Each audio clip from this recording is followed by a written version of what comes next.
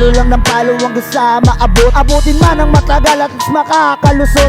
Hindi ako papayag habang buhay na lugmok. Papakita ko sa'yo na hindi ako takot. Galing na ako sa kalsada, sanay sa mga shit. Buhay ay parang karera, kailangan mong mag-get. Kung umaasa ka yung utak mo ay pang bagets, hindi ka pwede dito, di mo ko magigets. Pag sinabing lalawigan, tataas ko ang bandera. Rizal di Basigan, pinag-aralan tsaka pera. Pero teka, ano ba talaga pinaglalaban? Kung ka pa Pilipino ang ating natatapakan, sino pa nasa upuan na ating sandigan?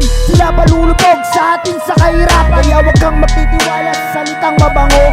Di mo ba alam sila papapatay sa'yo? Hindi ko to sinasabi para kayo pangunahan. Ang sa'kin lang naman mag-isip sa katotohanan. Huwag magbulag-bulagan o magpingi-pingihan dahil lang umasa sa akala walang kamalayan. Hindi ko to sinasabi para kayo pangunahan. Ang sa'kin lang naman mag-isip sa katotohanan. Huwag magbulag-bulagan o magpingi-pingihan dahil lang umasa sa akala walang kamalayan.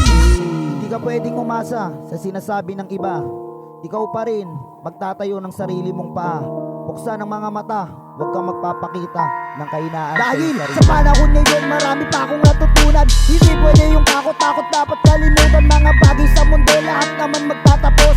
Kaya hanggat buhay sulitin ang bigay ng Diyos, huwag kang makakalimot.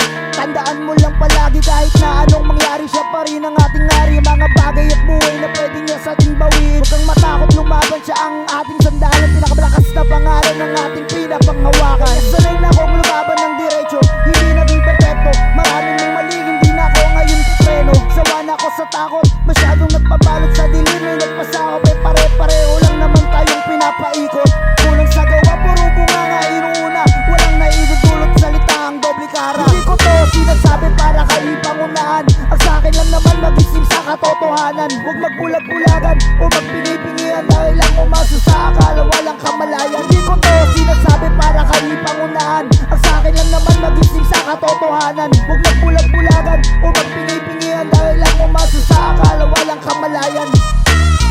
Hindi ka pwedeng umasa sa sinasabi ng iba. Ikaw pa rin magtatayo ng sarili mong paa.